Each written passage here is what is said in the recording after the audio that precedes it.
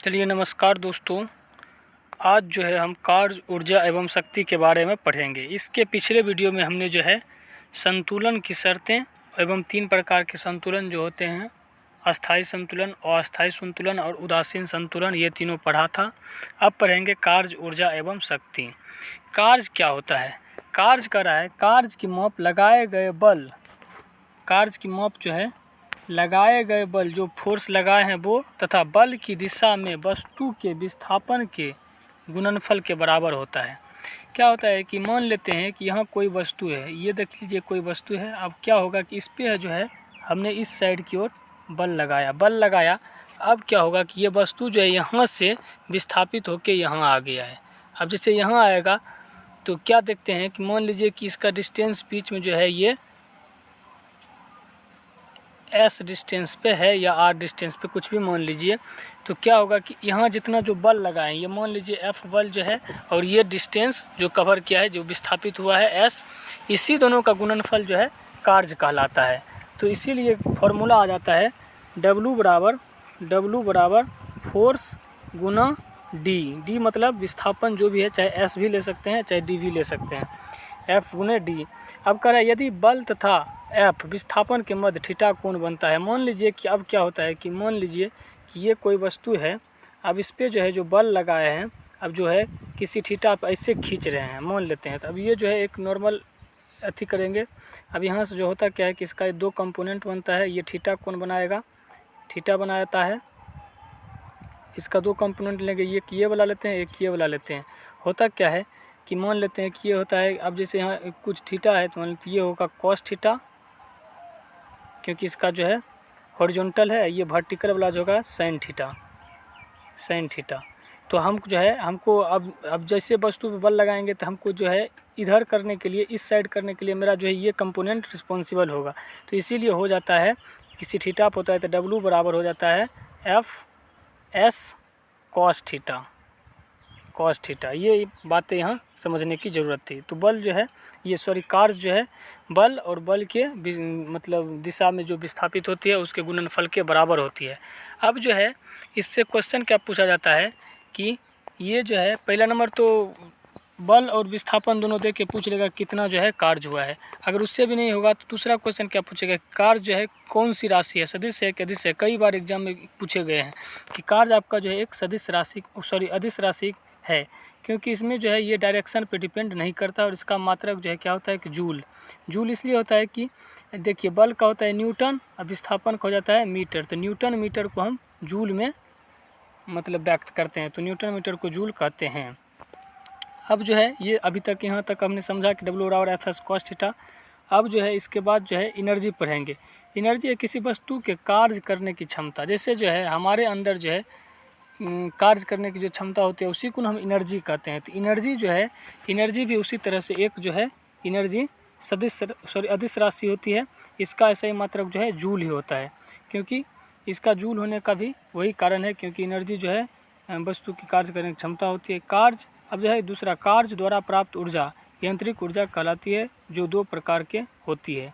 अब जो है ऊर्जा जो यहाँ ऊर्जा पढ़े हैं ये 2 प्रकार की होती है। पहला जो होती है गतिज ऊर्जा और दूसरा जो होती है स्थितिज ऊर्जा। अब जो है गतिज ऊर्जा को देखेंगे। गतिज ऊर्जा जो है किसी वस्तु में उसके गति के कारण जो क्षमता आ जाती है उस वस्तु की गतिज ऊर्जा कहते हैं। मान लेते हैं ये कोई वस्तु है, अब जो है गति कर रही है, इसका द्रव्यमान कुछ m होगा। अब v वेग से अगर ये इधर जो है गति करने लग गई है तो इसका जो है गतिज ऊर्जा होता है हाफ mv²। ये आप देख रहे हैं हाफ mv² गतिज ऊर्जा इसका हो जाता है। द्रव्यमान मतलब वही कह रहा है कि यदि m द्रव्यमान की वस्तु v वेग से चल रही है तो गतिज ऊर्जा काइनेटिक एनर्जी क्या होगा, हाफ mv² होगा। दूसरा देखते हैं स्थितिज ऊर्जा। स्थितिज ऊर्जा क्या होती है कि जब किसी वस्तु में विशेष अवस्था या स्थिति के कारण कार्य करने की क्षमता आ जाती है तो उसे स्थितिज ऊर्जा कहते हैं। जैसे जो है अब इसका एग्जांपल दिया, इसका एग्जांपल पूछा जाता है एग्जाम में कि बांध बना के इकट्ठा किए गए पानी की ऊर्जा कौन सी ऊर्जा कहलाती है, तो स्थितिज ऊर्जा, क्योंकि एक विशेष कंडीशन में आया है। स्थितिज ऊर्जा विशेष कंडीशन में ही आता है, क्योंकि उसको जैसे बांध बना के पानी को रोके हैं ज़बरदस्ती, जिसके कारण जो उसमें एक बांध को तोड़ने की उसमें ऊर्जा आ जाती है, तो वही होता है स्थितिज ऊर्जा। और घड़ी की चाबी में संचित ऊर्जा, घड़ी की चाबी जो देते हैं उसमें भी संचित ऊर्जा होती है आपका स्थितिज ऊर्जा। और करा तनी हुई स्प्रिंग या कमोनिक ऊर्जा, जो स्प्रिंग जो होता है उसको खींच के बड़ा करते हैं या छोटा करते हैं, उसमें भी स्थितिज ऊर्जा होती है। अब करें गुरुत्व बल के विरुद्ध संचित स्थितिज ऊर्जा का व्यंजक। अब स्थितिज ऊर्जा जिस तरह से गतिज ऊर्जा दे रहे थे काइनेटिक एनर्जी बराबर हाफ mv², तो स्थितिज ऊर्जा देते हैं P बराबर mgh, मतलब द्रव्यमान हो जाएगा, और g है आपका ग्रेविटेशनल कांस्टेंट और h जो है हाइट है, P बराबर mgh। अब इसके बाद देखते हैं ऊर्जा संरक्षण का नियम। अब कह रहा है ऊर्जा को न तो आप उत्पन्न किया जा सकता है, ये तो बच्चों वाली बात है, बच्चे सही पढ़ रहे हैं, और न ही ऊर्जा को नष्ट की जा सकती है। ऊर्जा केवल एक रूप से दूसरे रूप में परिवर्तित की जा सकती है। अब जब भी ऊर्जा किसी रूप में लुप्त होती है तब ठीक उतनी ही ऊर्जा अन्य रूप में प्रकट हो जाती है। अतः विश्व की संपन्न ऊर्जा का परिणाम स्थित रहता है। यह ऊर्जा संरक्षण का नियम कहलाता है। यानी एनर्जी जो है हमेशा कांस्टेंट रहता है, इसको आप जो है नष्ट नहीं कर सकते हैं। एक फॉर्म से दूसरे फॉर्म में ये सिर्फ बदलते रहता है। अब उसी रूपांतरण को हम पढ़ेंगे कि कौन कौन सा डिवाइस जो यंत्र जो देखते हैं, जैसे लाउड स्पीकर देखते हैं, सौर सेल देखते हैं, बहुत ढंग का जो देखते हैं, डायनमो देखते हैं, विद्युत मोटर देखते हैं, क्या करता है कि किस ऊर्जा को लेकर किस ऊर्जा में रूपांतरण कर देते हैं। अब हम उसको पढ़ेंगे। अब यहाँ दिया है, इससे क्वेश्चन आपका जो है कई बार एग्जाम में पूछ लिया जाता है, हर हाल में पूछता क्या है, जैसे देगा कि डायनमो जो है क्या करता है, डायनमो यांत्रिक ऊर्जा को विद्युत ऊर्जा में कन्वर्ट करता है। आपने देखा होगा कि गाड़ी उड़ी में डायनमो जो लगे रहते हैं वो क्या करता है कि यांत्रिक ऊर्जा को, उसमें जो यांत्रिक ऊर्जा होता है उसको जो है ये विद्युत ऊर्जा में कन्वर्ट करता है, जिससे गाड़ी स्टार्ट होती है और उसमें लाइट वाइट जलने लगता है, यानी विद्युत में कन्वर्ट कर देता है। मोमबत्ती की बात कीजिएगा तो मोमबत्ती क्या होता है, जो वाइट वाला पार्ट होता है, मोमबत्ती जो इस ढंग का होता है, जो वाइट वाला पार्ट होता है ऊपर में जो जलने लगता है इस ढंग से, वाइट वाला मान लेते हैं कि ये जो है रासायनिक ऊर्जा, इसमें रसायन से ही बना होता है। ये क्या करता है, जब मोमबत्ती को हम जलाते हैं तो उसमें क्या होती है, प्रकाश एवं ऊष्मा ऊर्जा में बदल जाती है, मतलब लाइट भी निकलती है और उससे कुछ हीट भी निकलता है। और दूसरा देखते हैं अपना माइक्रोफोन। माइक्रोफोन क्या करती है, जैसे हम बोलते हैं तो उसको क्या करती है कि विद्युत ऊर्जा में कन्वर्ट कर देते हैं माइक्रोफोन। उसके बाद लाउड स्पीकर को भी आप देखते होंगे कि लाउड स्पीकर क्या करते हैं, जब विद्युत ऊर्जा उस पर विद्युत के द्वारा जब उसमें लाइन देते हैं तो फिर उससे गाना बजने लगता है, यानी ध्वनि ऊर्जा होने लगता है। सोलर सेल को देखते हैं कि धूप में जो है क्या करते हैं कि सौर ऊर्जा को जो ऊपर से सूर्य की एनर्जी को लेके वह जो है उसमें विद्युत ऊर्जा करते हैं, उसका उपयोग हम घरों में AC TV फ्रिज सब चलाने में करते हैं। ट्यूबलाइट क्या करता है, ट्यूबलाइट जो हमारे घरों में लगे होते हैं उसमें हम विद्युत ऊर्जा देते हैं तो उससे क्या निकलती है, प्रकाश ऊर्जा निकलती है। इससे देखिएगा, इससे हीट एनर्जी नहीं निकलती है, लेकिन मोमबत्ती से याद रखना है कि हीट एनर्जी भी निकलता है।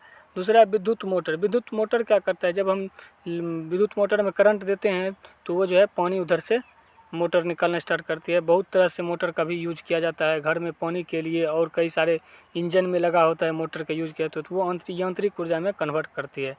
अब दूसरा होता है विद्युत बल्ब। जो है विद्युत ऊर्जा को प्रकाश एवं ऊष्मा ऊर्जा में, जो लाइट देखते हैं आप जो लाइट आप देखते हैं घरों में, जो ललका बल्ब जो देखते हैं, रेड वाला ललका जो लगा रहता है, वो क्या करता है कि उसमें जो है आप लाइट के साथ साथ उसमें आपको गर्मी भी लगता है, यानी उसमें जो है ऊष्मा भी निकलता है। विद्युत सेल क्या करता है, विद्युत सेल होता है बैटरी, वो क्या करता है उस बैटरी में जो रासायनिक ऊर्जा होता है उसको विद्युत ऊर्जा में कन्वर्ट कर देता है। फिर सितार क्या करता है, यांत्रिक ऊर्जा को ध्वनि ऊर्जा में कन्वर्ट करता है, तभी तो उससे सितार से गाना निकलता है, वही हो गया। अब जो है इसी से क्वेश्चन आपको जो है बार बार पूछा जाता है, इतना सा ही जो है उससे क्वेश्चन बार बार आपका आता है। तो इस तरह से आपको याद रखना है कि कौन सी जो है डिवाइस किस एनर्जी को किस एनर्जी में ट्रांसफॉर्म करती है। अब दूसरा है संवेग एवं गतिज ऊर्जा में संबंध। अब संवेग एवं गतिज ऊर्जा में संबंध क्या होता है, संवेग इससे पिछले हमने पढ़ा था वीडियो में कि संवेग होता है द्रव्यमान गुना वेलोसिटी, यही होता है P। अब क्या होता है कि जैसे संवेग ये हो गया, काइनेटिक एनर्जी होता है हाफ mv²। तो यहाँ देख रहे हैं mv यहाँ भी है और mv यहाँ भी है। तो हुआ क्या कि काइनेटिक एनर्जी में, जैसे यहाँ काइनेटिक एनर्जी है तो काइनेटिक एनर्जी हाफ mv² है, तो हाफ को ऐसे ही रहने दिया जाए, और mv जैसे mv है, m इसको तोड़ते हैं v गुना v, इसको थोड़ा सा पेज बड़ा करते हैं। काइनेटिक एनर्जी को अगर देखते हैं तो हाफ एम वी जो स्क्वायर जो होता है, तो इसमें क्या होता है कि इसको जब तोड़ते हैं तो हाफ एम वी गुना भी, क्योंकि 2 भी है।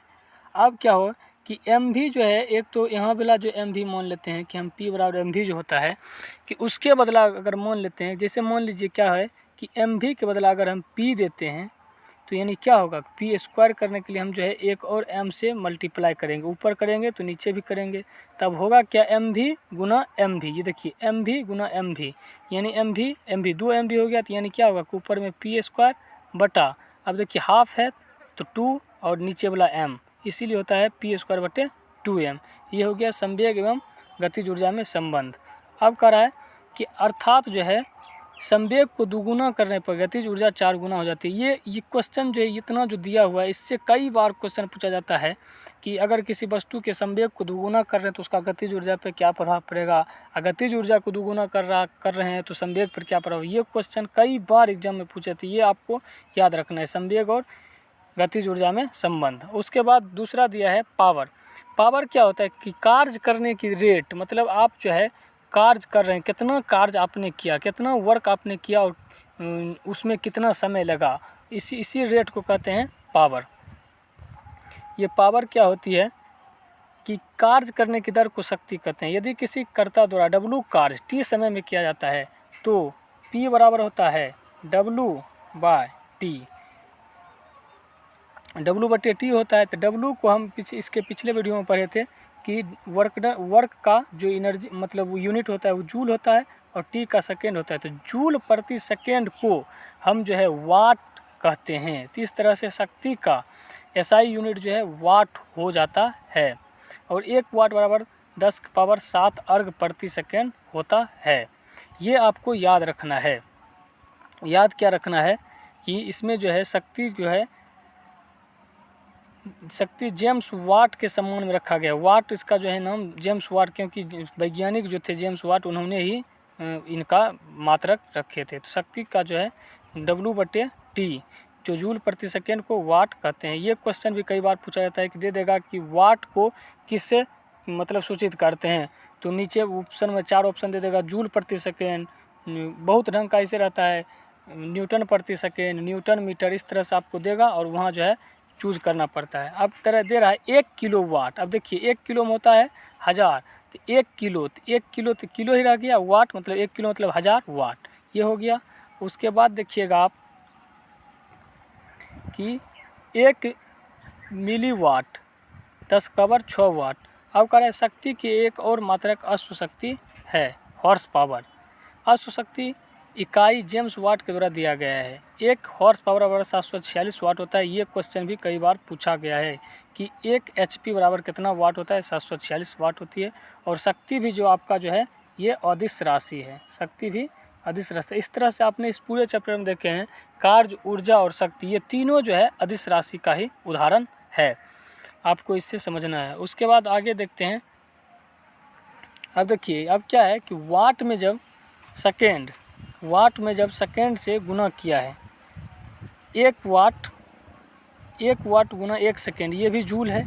1 वाट घंटा 3600 जूल, 1 किलो वाट घंटा 1000 वाट घंटा, यानी 3.6 गुना 10 पावर 6 जूल।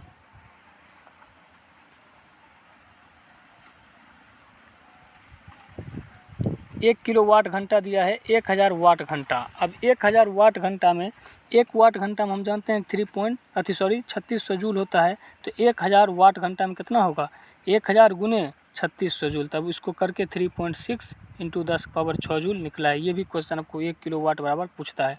अब देखिए यहाँ एक नोट में दिया है कि वाट, किलो वाट, मिली वाट तथा हॉर्स पावर शक्ति के मात्रक है। अब देखिए वाट में रहेगा, किलो वाट में रहेगा, मिली वाट में रहेगा, HP में रहेगा, तो ये शक्ति हो जाएगा। लेकिन जब वाट में समय से गुना कर दें, चाहे वो वाट सेकेंड हो, वाट आवर हो, मतलब सेकेंड समय का सबसे छोटा फॉर्म, उसके बाद घंटा होता है, चाहे मिनट से भी गुना कर दे, चाहे किलो वाट आवर से भी कर दे, ये ऊर्जा का मात्रक होता है। ये क्वेश्चन आपके एग्जाम में जो है कई बार पूछा गया है कि जो है watt second, watt hour, kilo watt hour, ये किसका यूनिट होता है? तो ये ऊर्जा का है। मतलब जैसे ही वाट में आप टाइम से गुना कीजिएगा वहाँ ऊर्जा सूचित करेगा, लेकिन जब खाली वाट रहेगा तो वहाँ जो है शक्ति को सूचित करेगा। यहाँ जो है आपको वीडियो में बढ़िया से देख लेना है ताकि आपको कहीं कोई कन्फ्यूजन नहीं रहे। जैसे कि यहाँ दिया भी हुआ है, देखते हैं कि वाट गुनी सेकेंड जो है आपका जूल हो जाता है। तो जूल आप देखें कि क्या होता है, एनर्जी का मात्रक हो जाता है। वही बात है कि जब वाट में टाइम से मल्टीप्लाई करेंगे तो उसमें एनर्जी का यूनिट आ जाएगा। इस तरह से जो है आपने देखा वर्क पावर एनर्जी। अब इसके अगले वीडियो में जल्द ही लाऊँगा, तब तक के लिए आप लोग इसको रिविज़न कीजिए।